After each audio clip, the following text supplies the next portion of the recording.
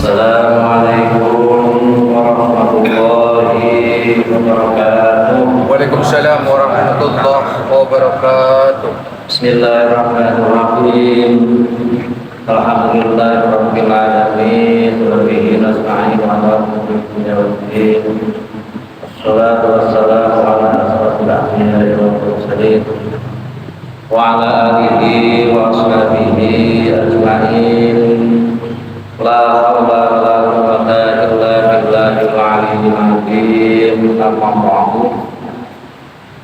Bapak-bapak, ibu-ibu, saudara sekalian, rahimakumullah.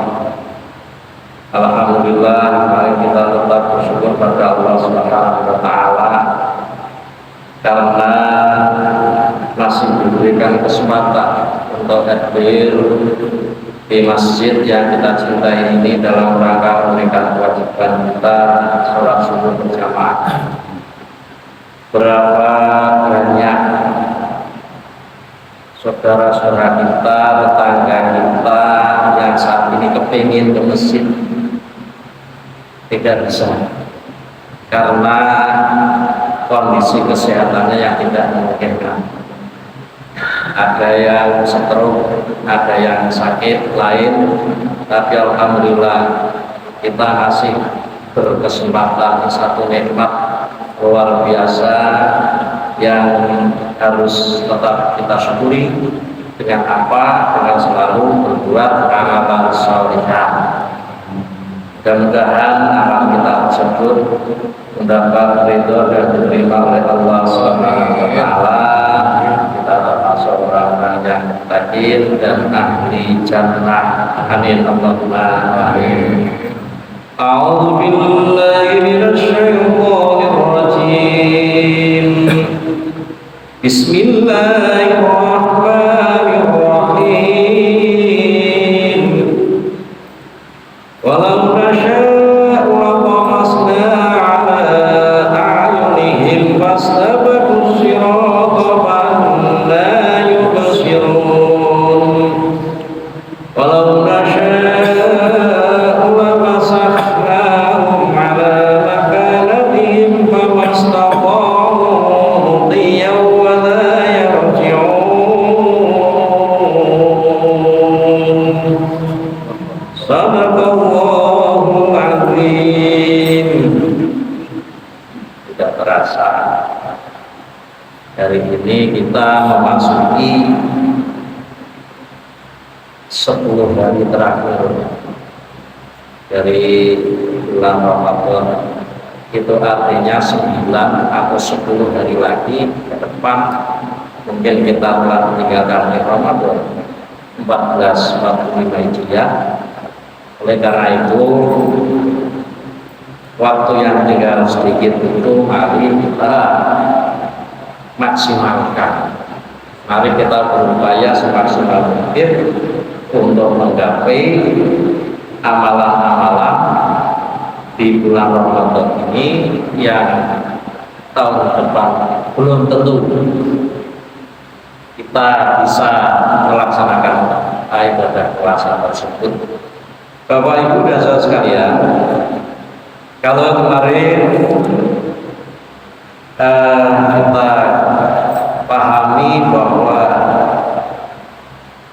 ketika kita menghadap Allah, ketika kita dihisab, tangan, kaki telah yang akan menyaksikan kenapa mulut kita dikunci oleh Allah Subhanahu wa taala. Nah, maka dari itu pada saat ini walau nasya'u latamasna 'ala a'yunihim fastabaqus sirata fa'anna yubsirun. Manusia-manusia, orang-orang yang ada di dunia ini yang sehat-sehat itu, andai kata Allah Subhanahu wa taala kersake orang yang bisa melihat menjadi buta sehingga tidak bisa melihat jalan yang ada di depannya. Juga walau nasya'u lamasahnahum ala makanatihim, famastata'u mudiyya wala yarji'u.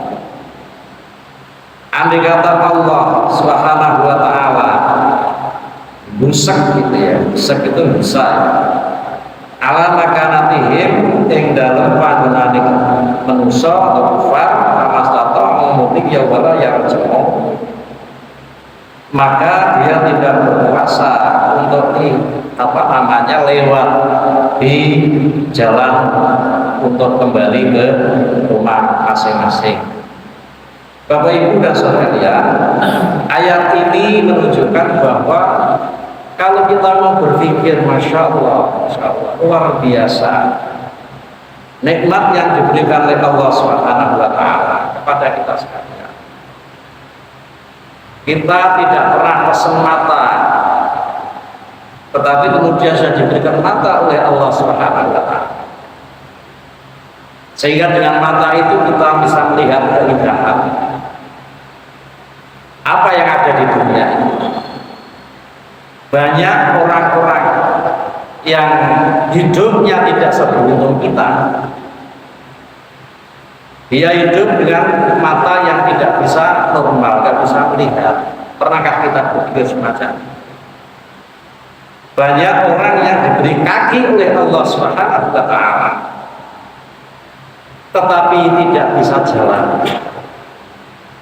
Ternyata ketika kita muter-muter di sini ini ada banyak dari saudara-saudara kita yang stroke, tidak bisa jalan. Pernahkah kita berpikir kalau begitu betapa beruntungnya kita, sehingga kita hendaknya selalu harus mendekatkan diri kepada Allah Subhanahu wa taala. Andai kata Allah Subhanahu wa taala ini merubah kita menjadi binatang-binatang, itu mungkin jika Allah menghendaki. Bahkan sebagai peringatan dalam hal ini, bahwa pada saat kaumnya Nabi Musa alaihissalam itu pernah dirubah oleh Allah Subhanahu wa taala menjadi kera, sebagaimana diterangkan di dalam surat Al-Baqarah ayat 65. A'udzu billahi minasyaitonir rajim. Walaqad 'alimtumul ladzina tadaw minkum fis sabti faqulna lahum kunu qiradatan khasi'in.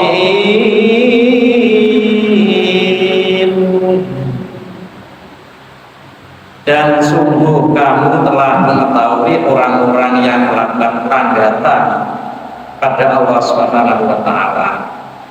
Apa itu pelanggaran yang dilakukan? Ia tetap keluar mencari ikan. Bani Israel ini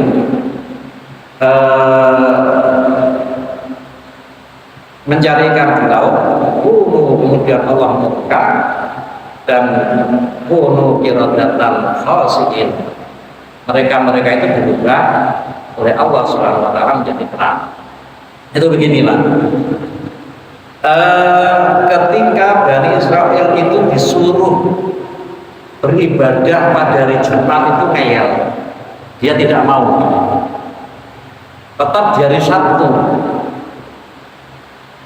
Nah, kemudian alasannya apa?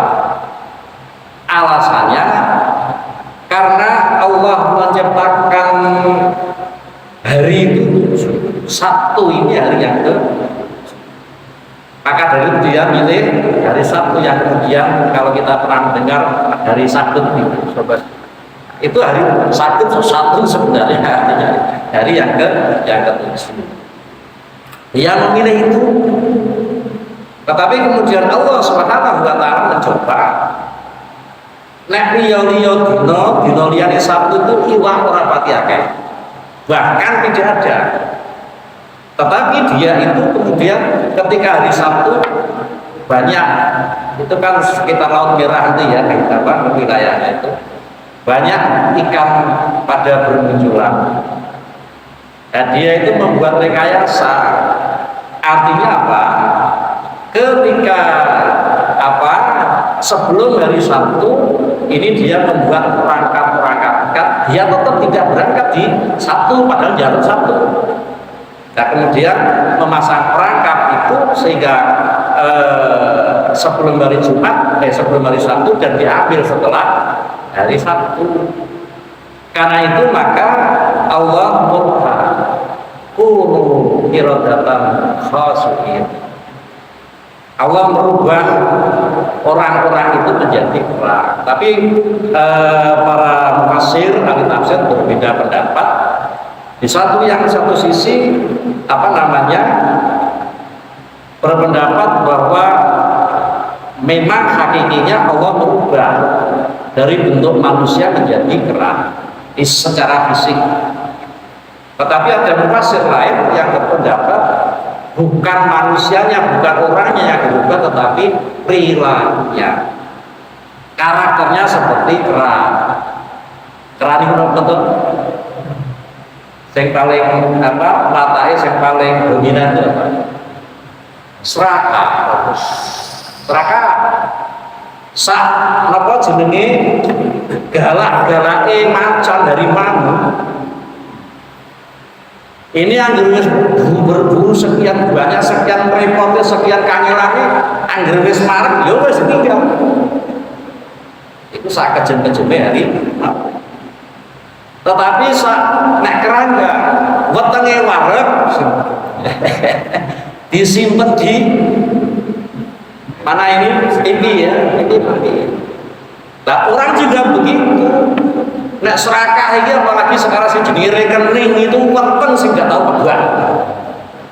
Wetenge manusa sing jenenge rekening diisi berapapun tidak akan penuh. Maka kadang-kadang karena lupa dia manusia bersifat dual kedua, orang watu, orang batal, pokoknya kontal halal. Lapar dulu duit konti atau dan sebagainya, yang penting rekeningnya. Itu model baru sifatnya kan kira-kira semacam. Nah, ini ada mufassir yang semacam itu. Lalu karena itu Bapak-bapak Ibu sekalian, Allah Subhanahu wa taala itu memperlakukan umat-umat sebelum Kanjeng Nabi Muhammad itu langsung diazab, Pak. Langsung diazab.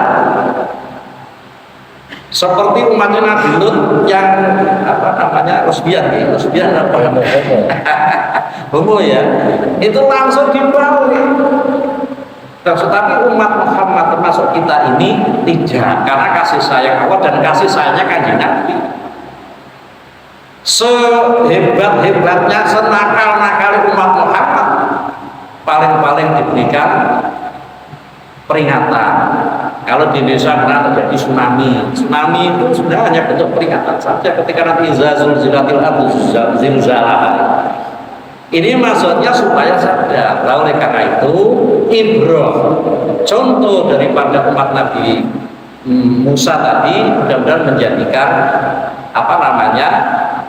contoh buat kita sekalian, bahwa seperti kemarin kalau saya sampaikan, di kanan kiri kita ini, di kanan ada malaikat kafatur 2, kemudian di kiri ada jin qarin, yang kedua-duanya, yang kanan malaikat kafatur itu mengajak kita untuk berbuat baik, kemudian yang jin qarin ini mengajak kepada satu hal yang buruk-buruk, dan tinggal kita.